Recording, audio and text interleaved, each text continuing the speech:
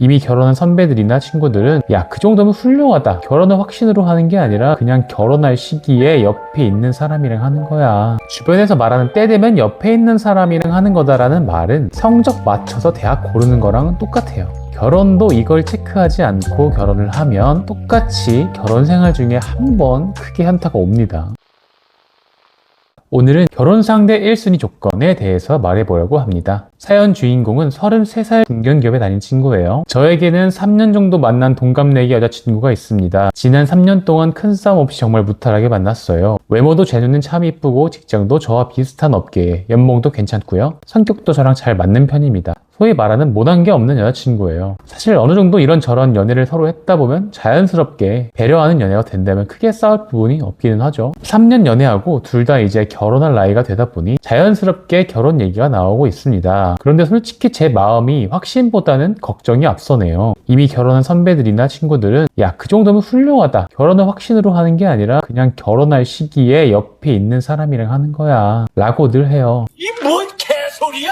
이 말을 주변에서 진짜 많이 하거든요. 근데 이 말을 듣고 결혼하면 상대방한테 찐으로 실망하는 순간이 무조건 와요. 타이밍은 운 같은 거라서 타이밍 맞아서 결혼을 했는데 너무 잘 맞는다, 한 번도 안 싸운다, 이거는 그냥 복권 맞은 거라고 생각하면 됩니다. 근데 이 말을 들으니까 더 싱숭생숭합니다. 내 인생의 가장 큰 결정을 그냥 타이밍에 맡겨도 되는 건지, 제가 그냥 걱정이 많은 건지 저도 잘 모르겠네요. 타이밍이 아니라면 결혼할 사람을 볼 때 진짜 중요하게 봐야 하는 건 대체 뭘까요? 제가 이대로 결혼해도 괜찮을까요? 사실 평이하게 잘 맞는다는 것 자체도 쉽지가 않긴 해요. 지금 사연자분처럼 3년 정도 사귀는 동안 큰 싸움이 없었다는 건 그만큼 서로의 결이 잘 맞는다거나 혹은 어느 정도 상대방을 배려하는 부분이 양쪽 다 있는 거거든요. 주변에서 말하는 때 되면 옆에 있는 사람이랑 하는 거다라는 말은 성적 맞춰서 대학 고르는 거랑 똑같아요. 성적 맞춰서 대학에 가면 대학생활 자체에 흥미가 조금 떨어지는 것처럼 결혼도 이걸 체크하지 않고 결혼을 하면 똑같이 결혼 생활 중에 한 번 크게 현타가 옵니다. 이 사연자분과 같은 남자분들도 이제 본능적으로 느끼는 거죠.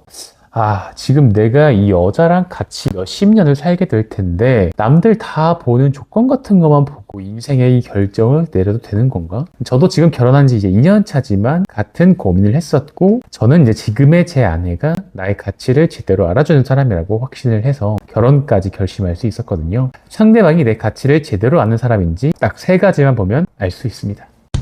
첫째, 나를 바꾸려고 하지 않는 사람. 나를 있는 그대로 인정해준다는 거랑 결이 좀 달라요. 이제 이걸 이용해서 넌 왜 나를 바꾸려고 해? 날 그대로 봐줘 라고 하는데, 이건 진짜 그냥 생 억지 가스라이팅이고요. 제가 말하는 나를 바꾸려 하지 않는다는 말은 여자친구가 날 볼 때 여자친구 생각이랑 다르게 행동하더라도 아, 내 남자가 이런 행동에는 이유가 있겠지 라는 대전제를 깔고 나를 보고 있다는 뜻이에요. 예를 들어서 식당에 가서 여자친구는 그냥 테이블 오더로 조용히 시켜야겠다라고 생각을 했는데 남자친구가 그걸 못 보고 손들고 종업원한테 여기요 메뉴판 좀 주세요 이렇게 했어요. 여기서 그래 뭐 못 받겠지, 이 남자가 이러는 이유가 있겠지라는 게 깔려 있으면 아, 테이블 오더 못 받나 보다 정도로 속으로 생각하고 만단 말이에요. 근데 만약에 이런 대전제가 없으면 여기 이거 있는데 뭐하러 불러 부터 해서 지적 같은 게 나올 수밖에 없어요. 왜냐면 이해가 안 되거든요. 저 행동이 이거 눈이 없나? 근데 일단 이게 불법적인 것도 아니고 비도덕적인 것도 아니고 큰 무리가 없는 거라면 그럴 만한 이유가 있겠지 라는 마음으로 대화를 시작을 해야 됩니다. 그래야 발전적인 대화로 넘어갈 수가 있어요. 둘째, 내 노력을 당연하게 생각하지 않는 사람. 제 주변 남자들이 이 생각을 진짜 많이 갖고 있고, 제 친구들 중에 결혼을 결심했을 때 보면 이 부분을 지켜주는 여자친구를 만났을 때 결혼까지 결심할 수 있겠다라는 친구가 굉장히 많았습니다. 특히나 이 차로 데려다 주는 거에서 이걸 보는 남자들이 있는데, 집에 데려다 주거나 아니면 어디 차로 운전해서 가거나 하면 그냥 운전 끝나고 운전하느라 고생했어, 덕분에 편하게 왔네, 고마워, 이런 말을 해주는 거예요. 운전 말고도 예를 들어서 밥이나 뭐 영화 같은 데이트 비용을 냈다고 하면 상대방한테 덕분에 잘 먹었어, 덕분에 잘 봤어, 그냥 끝나고 이 말 한마디만 해주면 돈 내는 사람도 기분 좋게 내고 끝낼 수가 있거든요. 이 기분 좋은 게 되게 별게 아니라 내가 너한테 해주는 노력을 잘 알아주고 있구나 라는 거를 느끼게 해주는 거예요. 이게 막 겁나게 생색내면서 꺼드럭대는 게 아니면 좋다, 고맙다, 최고다, 이런 말로 내가 너의 노력을 생각해주고 있다라는 거를 꼭 티를 내주면 좋습니다. 셋째, 내가 실수해도 나를 무시하지 않는 사람입니다. 극단적인 케이스 말고 진짜 가끔 하는 실수들이 있잖아요. 예를 들어서 운전하다가 내가 길을 잘못 들었어요. 근데 그때 운전에 집중해야지.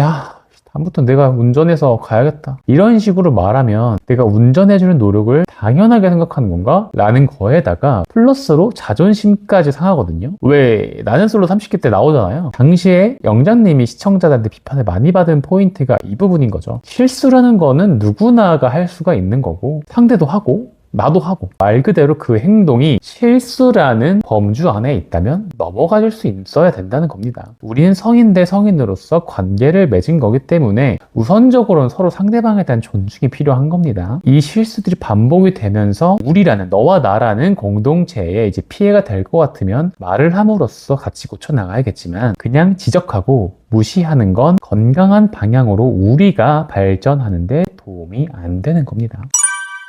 이 세 가지를 지키는 사람이면 내 가치를 알아봐주는 사람일 확률이 매우 높습니다. 내 가치를 알아봐주는 사람을 만나야 서로가 서로에 대해 도움을 주고받고 발전해 나가는 거죠. 그리고 힘든 일이 닥쳤을 때 서로 힘이 돼주고 기댈 수 있는 사람이 될 수 있습니다. 만약 지금 만나는 사람과 결혼을 생각하는데 뭔가가 걱정이 된다면 오늘 말한 이 세 가지를 확인해 보시기 바랍니다. 원래 남의 고민은 참 잘 보이는데 내 일은 왜 이렇게 꼬일까요? 지금 갈팡질팡하고 있다면 저 따뜻함의 안목을 한번 빌려보세요. 복잡하게 꼬인 인생 이야기들 제가 깔끔하게 정리해 드리겠습니다. 사연은 고정 댓글에 있는 메일로 보내주시고요. 다음 영상에서 여러분의 선택을 도와줄 또 다른 이야기로 찾아오겠습니다. 지금까지 따뜻함이었습니다.